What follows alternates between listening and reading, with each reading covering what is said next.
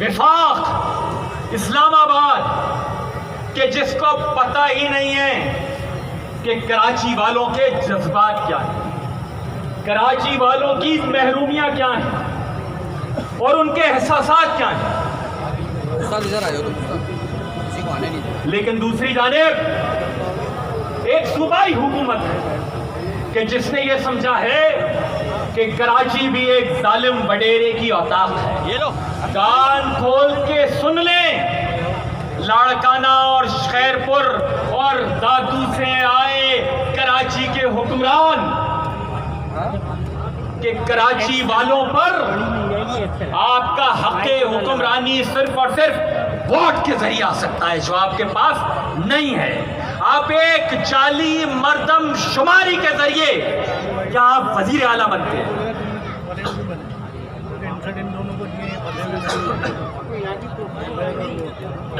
माजरत असल में रैली में नारे लगाएं। हाँ भाई, ये ठंडा पानी दीजिए तो।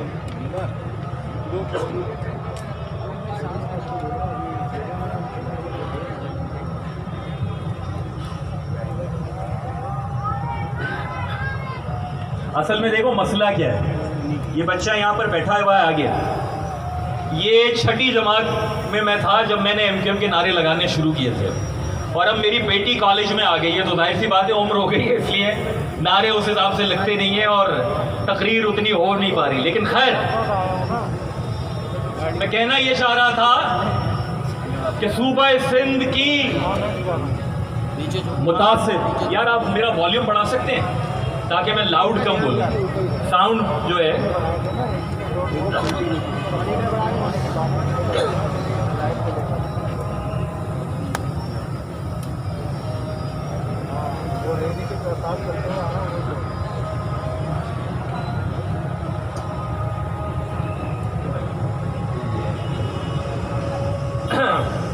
वॉल्यूम बढ़ा है, हाँ। अब मैं आहिस्ता आहिस्ता बात करता हूँ, जितनी बात मेरी पहुँच जाए। एहसन गौरी भाई ने यहाँ जो मैंने शेर पढ़ने थे वो पढ़ दिए, लेकिन मैं दोबारा पढ़ता हूँ क्योंकि मैं ही पढ़ता आया हूँ वो। तो ये कान खोल कर सुन लें, इस्लामाबाद, लाड़काना, दादू, खैरपुर और जहाँ जहाँ पाकिस्तान के हुक्मरान बैठे हुए हैं, किसी के हुक्म पर हरगिज ना नाचेगी ना नाची है, किसी के हुक्म पर हरगिज ना नाचेगी ना नाची है। इसी बाइस तो कहते हैं कराची फिर कराची है। किसी के हुक्म पर हरगिज ना नाचेगी ना नाची है। इसी बाइस तो कहते हैं कराची फिर कराची है। न रबते दिल रुबाई है, न दिलदारी का रिश्ता है, न बंधन आशनाई का, न कुछ यारी का रिश्ता है, न रिश्ता खून का, न दूध की धाई का रिश्ता है। यहाँ रिश्ता फकत हक से वफादारी का रिश्ता है। कोई मामा, कोई मामी, कोई चाचा ना चाची है। इसी बाइस तो कहते हैं कराची फिर कराची है।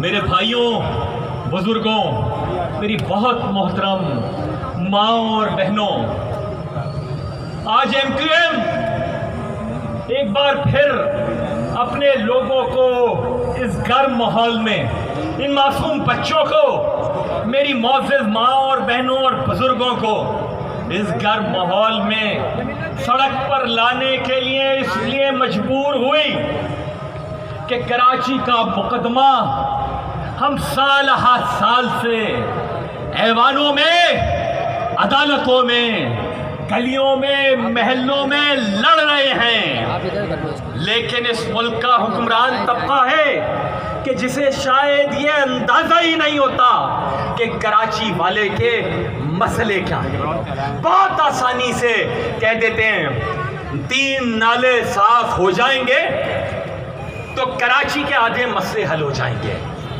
कराची का मसला नालों का मसला नहीं है। मेरे 3 करोड़ लोगों को आपने 1.5 करोड़ गिना, ये है मेरा मसला नंबर 1। सलाम है मेरी अदालतों को। ब्रायलर मुर्गी के अंडे के मुजरे सेहत होने का नोटिस लिया जाता है, नहीं नोटिस लिया जाता तो इस मुल्क के सबसे बड़े शहर की आधी आबादी ना गिनने का नोटिस नहीं लिया जाता। एमक्यूएम ने क्या किया, आपकी जमात ने क्या किया? आजकल तो फैशन में है, जिनको खुशी है कि आबादी कम गिनी गई वो भी कह रहे हैं कि कराची की आबादी कम गिनी गई। अरे हमने क्या किया? हम 2017 में चले गए सुप्रीम कोर्ट, अदालत से कहा कि मुझे इंसाफ दो। 3 बरस एक भी पेशी नहीं। ये मिल रहा है कराची वालों को इंसाफ। हमने क्या किया? हमने पार्लियामान में अपना वजन इस्तेमाल करके कहा कि आप ऑडिट करें यहां की मर्दमशुमारी का। मुश्तरका मफादात की काउंसिल में मुहाजिरों का, कराची वालों का मुकदमा भेजा। क्या ये पाकिस्तान का मुश्तरका मफाद नहीं है? आज तक कोई जवाब नहीं।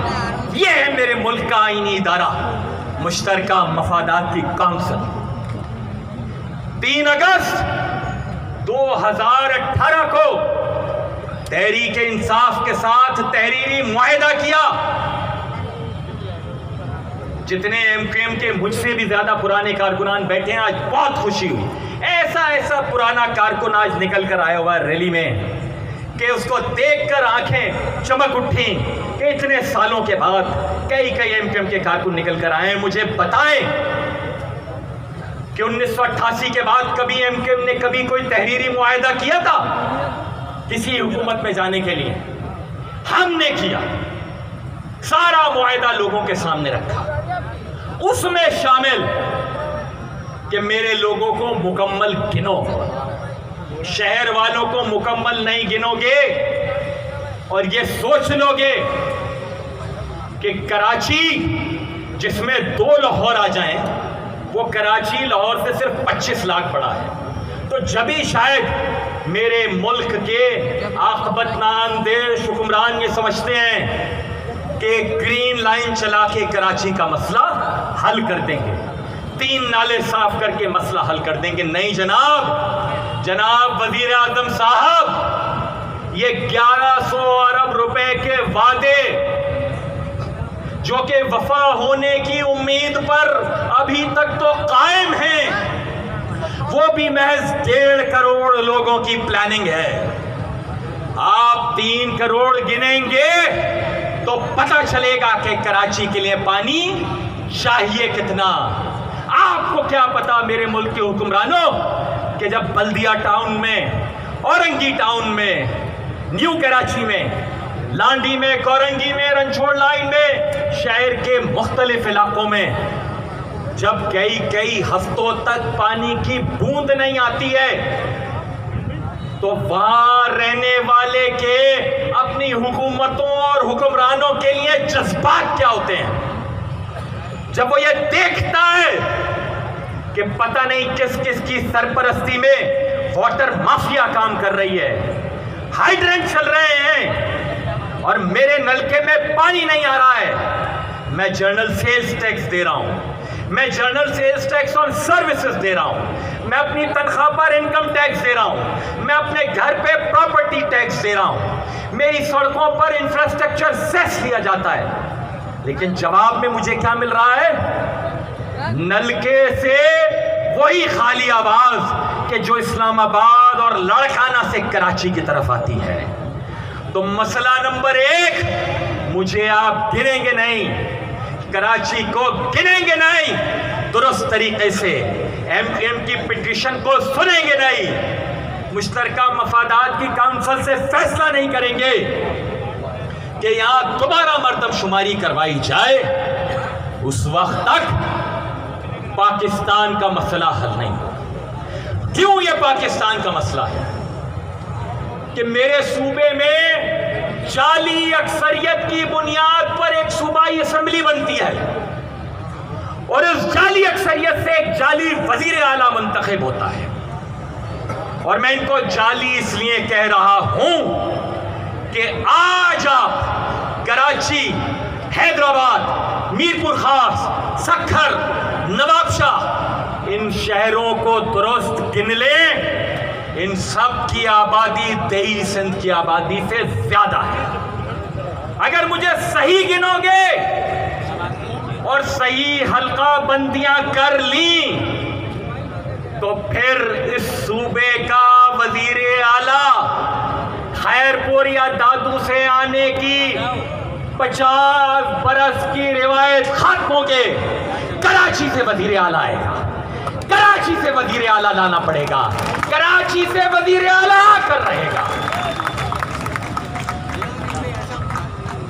यहां से मसला हल होगा, यहां से मौजूदा जो यहां की आबादी है उसका मसला है। दूसरा मसला क्या कि जिस पे मेरे हुक्मरान आंख बंद करके बैठे, वो मसला ये है कि जिस आइन का प्रचार करते हैं सुबह शाम, उस आइन के तहत हर जिले में ग्रेड 1 से 15 की नौकरियां मकामी आबादी का हक है। जाकर देखें सिंध सेक्रेटेरिएट को, जाकर देखें कराची की पुलिस को, जाकर देखें कराची की ट्रैफिक पुलिस को, जाकर देखो कराची की बल्दियाती अफसरशाही को, जाकर देखो कराची वाटर बोर्ड को, जाकर देखो बिल्डिंग कंट्रोल अथॉरिटी को, केडीए को, इन इदारों को। ये नजर आता है कि 1 से 15 के मुलाजमीन कराची के हैं, आता है नजर। ये हुकूमत, हजरत अली ने कहा कि कुफ्र की हुकूमत चल सकती है, जुल्म की हुकूमत नहीं चल सकती। मेरे सूबे में जाली तौर पर, जाली अक्सरियत की बुनियाद पर मुंतखब एक जुल्म की हुकूमत मौजूद है जो अपने ही सूबे की 50% से जायद आबादी को नौकरियां ना देके, पानी ना देके, रोजगार ना देके, यूनिवर्सिटी में दाखिले ना देके अपने हलके में तालियां बजवाते हैं। शर्म आनी चाहिए कि तुम सिर्फ बदनवान नहीं हो सिंध के हुक्मरानों, कि तुम सिर्फ नाअहल नहीं, तुम मुतासिब भी हो। इसलिए तुमने अपने खानवादों के, अपने घरानों के मुख्तार कार असिस्टेंट कमिश्नर भर्ती करके अपनी पसंद के डिप्टी कमिश्नर्स को दिए, कराची भेज के जाली डोमिसाइल बनाए। आज वो जवान आता है देही सिंध से, कल उसका डोमिसाइल बनता है, अगले रोज वो सिंध हुकूमत में मुलाजिम भर्ती हो जाता है कराची के कोटे पे। नैब को पाकिस्तान भर के केस याद आते हैं। सिंध पब्लिक सर्विस कमीशन से बड़ा कोई नैब का मुकदमा नहीं है। सूबा सिंध के बजट से बड़ा कोई नैब का मुकदमा नहीं है। 2000 अरब से बड़ा सूबा सिंध का तरक्याती बजट 12 साल का, जिसका 95% कमाया मैंने, आपने, कराची ने। ये बकवास करते हैं जो जाहिल, ये कहते हैं कि वो तो पोर्ट की वजह से पैसे आते हैं। जाहिलो, federal excise duty, import duty और कस्टम्स की बात नहीं कर रहे हम। यहाँ रहने वाली आबादी, अफराद जो इनकम टैक्स दे रहे हैं उसकी बात कर रहा हूँ। यहाँ के घरों के प्रॉपर्टी टैक्स की बात कर रहा हूँ। मैं और आप जो शक्कर से लेकर साबुन तक हर चीज खरीदते हैं, उस जनरल सेल्स टैक्स की बात कर रहा हूं। यहाँ का डॉक्टर, वकील, beauty parlour, restaurant, hotel, chartered accountant जो general sales tax on services देता है, ए जाहिलो, मैं उन टैक्सेस की बात कर रहा हूं जो खालिसतन कराची से जनरेटेड हैं। यहां बंदरगाह होती या ना होती, ये टैक्स यहां के हैं। तुमने माजी में ड्राई पोर्ट बना के देख लिया, 6 और ड्राई पोर्ट बना लो मेट्रो मुल्तान में और पता नहीं कहां कहां। नहीं बना रहे ना, नहीं बनाए, लेकिन जूतों समेत आंखों में तो नहीं घुसो है जाहिलो कि जो ये कहते हैं कि ये तो बंदरगाह का पैसा है। तीसरी बात, तो पहली बात मैंने की मर्दमशुमारी, जो मसला है, और ये फैशन वाली बात नहीं है। 3 साल से अदालतों में मौजूद है हमें पिटिशनर, कोई और नहीं निकला, भले कोई कितने भी बैनर लगा ले और तकरीरें कर ले। जाली डोमिसाइल मेरा मसला नहीं था, वसीम भाई का, खालिद भाई का, इजहार भाई का, किसी और का मसला नहीं था। ख्वाजा इजहारुल हसन भाई और दीगर साथी हमारे ये पिटीशन लेके अदालतों में मौजूद है। जवाब में क्या मिल रहा है? बजाय इसके कि कराची के नौजवान को नौकरी देना चाहें, धमकियां दे रहे हैं। तुम क्या समझते हो किसी की धमकी में आ जाएंगे? यार अजीब मजाक है। राशि और बदउनवान और मुतासिब पुलिस अफसरों का दलाल तोड़ेंगे। नसीरुल्लाह बाबर से ज्यादा मुंह तोड़ोगे तुम। मेरी मां ने पुलिस के डंडे खाए, मेरी बहनें थानों में गिरफ्तार हुई हैं। ये क्या बकवास, ये समझते हैं फेसबुक पे और व्हाट्सएप पे एमकेएम चलाई है हमने। मोबाइल फोन भी नहीं था, पेजर भी नहीं था, कुछ नहीं था। एमकेएम का कारकुन था और एमकेएम थी और एमकेएम रहेगी।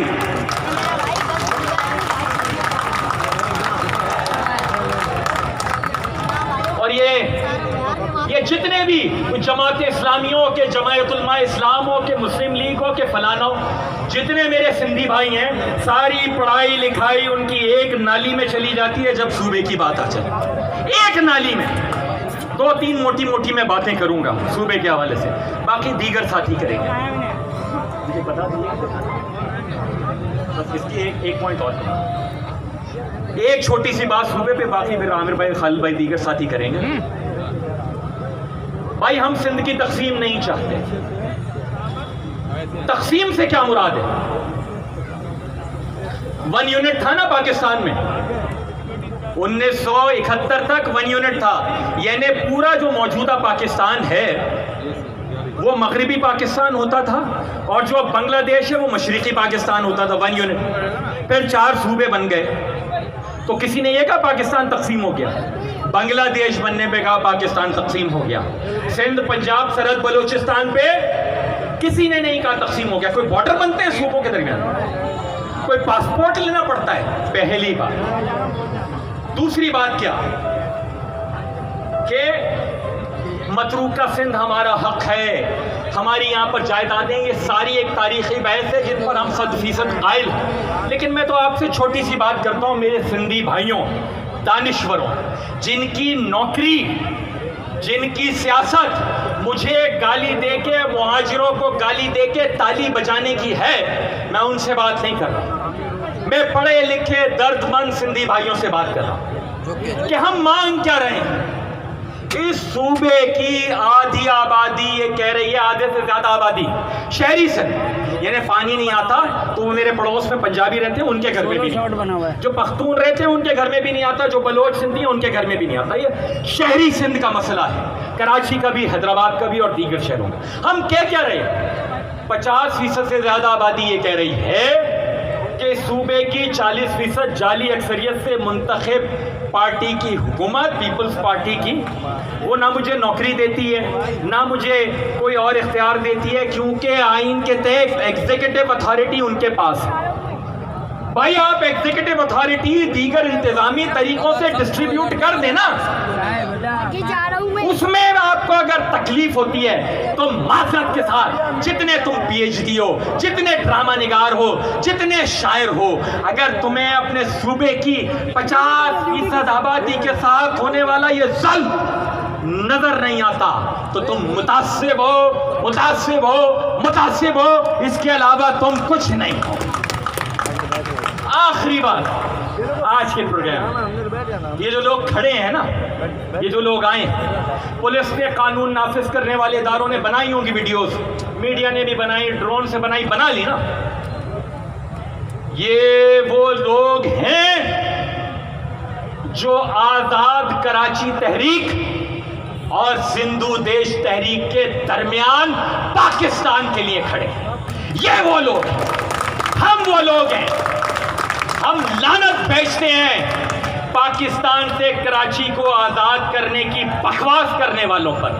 हम लानत भेजते हैं सिंधु देश बनाने की बकवास करने वालों पर। लेकिन कभी आपने ये जितने नाम नहाद दानिश्वर और सूबाई हुकूमत है, इस शहर में सिंधु देश के लिए रैली निकली है, कभी आपने देखा इनके पेट में मरोड़ उठाओ, यानी पाकिस्तान के खिलाफ रैली निकल रही है यहां पर और कोई नहीं रोक रहा। पाकिस्तान के लिए रैली निकल रही है तो मेरे झंडे उतार रहे हैं, बैनर उतार रहे हैं। आज सुबह तक एमकेएम के कारकुनान को गिरफ्तार किया है। बंद करें इस बदमाशी को। इलेक्शन 2018 में आपने मेरा इंतखाबी निशान तक गिरफ्तार कर लिया, पतंग को गिरफ्तार करके ले गए, नताइज तब्दील कर दिए, नताइज इस शहर के तब्दील कर दिए। तो क्या हुआ? लोगों ने माने वो नताइज। जो जीत कर आए उनको खुद यकीन नहीं है कि वो जीत कर आए। जो जीत कर आए थे वो रैली नहीं निकाल सके अपने लिए। जो जीत कर आए थे वो बारिश में, परेशानी में अपने लोगों के पास खड़े नहीं हो सकते। पीटीआई, बहुत अच्छी बात है, हमसे मुज़ाकरात के बाद आपने पिटीशन लगा दी। असद उमर साहब, आपने, आपकी पार्टी ने इस अवाम दुश्मन, कराची दुश्मन, जो सूबाई मकामी हुकूमतों का कानून है, आपने पीपल्स पार्टी के साथ मिलकर पास करवाया था। यानी आपके लोगों को भी एहसास नहीं कि कराची का मसला है क्या, था क्या। मैं ये गुजारिश करना चाहता हूँ जो मैंने पहले कहा कि आज़ाद कराची या सिंधु देश जैसी बकवासियात के खिलाफ हम यहाँ पर खड़े हैं, लेकिन फिर पाकिस्तान की हुकूमतों का, पाकिस्तान के रियासती इदारों का भी कराची की जानिब कुछ फर्ज बनता है। आप क्या समझते हैं? आप अच्छा यानी जुल्म देखें, जो फिरका वाराना कलदम दहशतगर्द तंजीम है वो कराची में रैली निकाल रही है और एमक्यूएम को कह लें रैली नहीं निकलेगी। रैली तो हमने निकाल ली। हम नहीं चाहते कि हम बगैर इजाज़त रैलियां निकालें, लेकिन आपको भी सोचना पड़ेगा कि बेगुनाह एमक्यूएम के कारकुन को गिरफ्तार करके, रातों को एमक्यूएम के करीब कारकुनों के घरों की छतें फैलाकर 150 एमक्यूएम के कारकुनों को लापता रखकर आप हासिल क्या करना चाहते हैं? इस शहर में रियासत मुखालिफ जज्बात के सामने हम हैं शीशा पिलाई हुई दीवार, और कोई नहीं है। हम बाय चॉइस एमक्यूएम पाकिस्तान में खड़े हैं, बाय कंपल्शन नहीं खड़े, किसी के कहने पे नहीं खड़े। अपने लोगों के लिए, अपने शहर के लिए, अपने दोस्तों के लिए, मुहाजिरों के लिए खड़े हैं और आखिरी सांस तक खड़े रहेंगे। न मुंह छुपा के जिए हम, न मुंह छुपा के जिए हम, न सर झुका के जिए, सितमगरों की नजर से नजर मिला के जिए। अब एक रात अगर कम जिए तो कम ही सही, यही बहुत है कि हम मशले जला के जिए। बहुत शुक्रिया। जिए मुत्तहदा, जिए महाजिर।